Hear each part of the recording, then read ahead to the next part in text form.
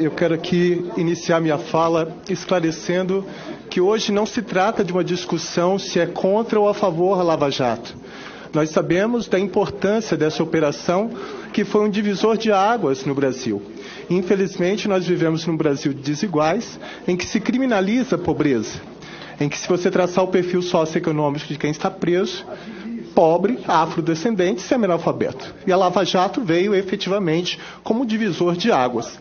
Mas eu tenho que aqui fazer algumas considerações que eu reputo de extrema importância. A Declaração Universal de Direitos Humanos, no artigo 10, ela é clara que todo ser humano tem direito a ser julgado por um tribunal independente e imparcial. O Código de Processo Penal também, ele fala, no artigo 254, o juiz dar-se-á por suspeito, se for amigo íntimo ou inimigo capital de qualquer das partes. Inciso 4, se tiver aconselhado qualquer das partes. E foi público e notório, e isso ele deveria fazer de ofício, mas a própria defesa foi veiculada que entrou com incidente de suspeição. E Vossa Excelência não se deu por suspeito. É elementar no processo penal que um dos princípios que vigora é o princípio da isonomia processual, ou da paridade entre as partes. O que vem a ser isso? O magistrado deve possibilitar às partes, de forma isonômica, o direito ao contraditório e ampla defesa. O magistrado deve estar acessível às partes de igual modo. O magistrado deve atuar de modo equidistante. Vamos para a lei da magistratura. No Código de Ética, o artigo 1º, o exercício da magistratura exige conduta compatível com os preceitos desse Código. Dentre os princípios de independência, da imparcialidade. Reforça no artigo 8º, o magistrado imparcial é aquele que busca nas provas a verdade dos fatos com objetividade e fundamento, mantendo-se ao longo de todo o processo uma distância equivalente das partes. Ora, eu não estou entrando no mérito do diálogo, mas contra fatos não há argumento.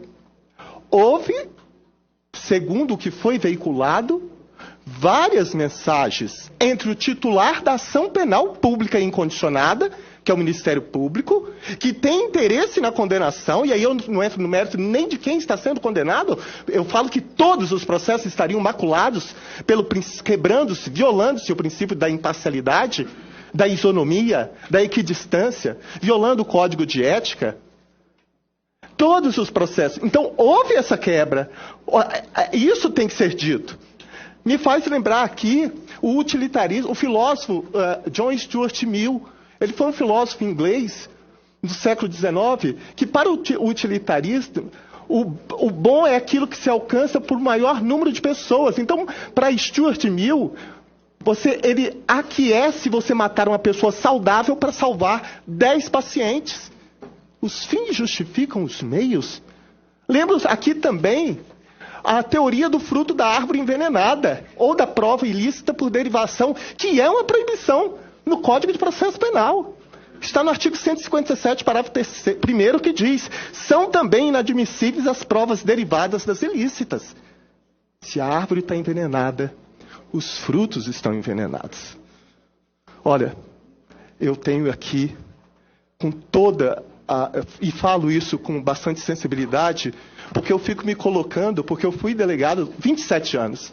Eu fico imaginando se fosse eu delegado de polícia que mantivesse contato por WhatsApp com o advogado do indiciado que eu instaurei o inquérito, e que se isso chegasse ao conhecimento do titular da ação penal, do Ministério Público e do próprio Poder Judiciário, eu acho que eu sairia preso da delegacia na qual eu fui titular. Ora, gente, o juiz está para a ação penal, assim como o delegado está para o inquérito policial. Não desmereço o mérito da Lava Jato, mas nós não podemos rasgar, violar princípios que fortalecem a democracia, que enaltece o Estado Democrático de Direito, o due process of law, o devido processo legal, em nome de um comportamento que, na minha humilde opinião, violou aquilo que é mais sagrado no processo penal, o princípio da isonomia, da igualdade entre as partes. Diante disso, a pergunta é: o projeto inicial das 10 medidas anticorrupção previa a possibilidade de uso de provas ilegais, desde que obtidas de boa-fé. O senhor mantém essa opinião agora? Muito obrigado. Em nenhum momento defendo anulação ou absolução. Não, eu não estou falando isso, eu não tiro, eu iniciei falando do mérito da operação. O que eu estou questionando, e não estou entrando nem no mérito do diálogo, é que houve a quebra do princípio da imparcialidade quando o juiz, que tem que ser imparcial, mantém contato por inúmeras vezes com aquele que tem interesse 100% numa eventual sentença condenatória transitada em julgado.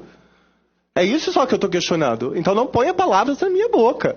Inclusive eu fui eleito enaltecendo a Operação Lava Jato para combater a corrupção, porque eu sempre lutei e fui usado pelo Estado como chicote só para dar no lombo do pobre afrodescendente e semi-analfabeto. E foi com a Operação Lava Jato que eu me inspirei.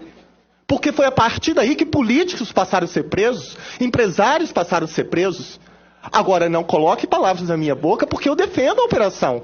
O que eu não defendo é quebra do princípio da isonomia, que é uma garantia constitucional, que é uma garantia do Código de Processo Penal e da Declaração Universal dos Direitos Humanos. E isso nós temos que enfrentar. Nós temos dois fatos graves. A quebra do sigilo, da privacidade, que isso tem que ser apurado e condenado, mas a interlocução, independente do mérito, do teor desses contatos, tem que ser revisto, porque aí houve o mesmo tratamento com os advogados de defesa de qualquer processo, como teve com a frequência daquele que, a teor do que determina o artigo 129.1 da Constituição Federal, detém a titularidade da ação penal pública incondicionada. Com todo respeito, eu entendo que não. Muito obrigado.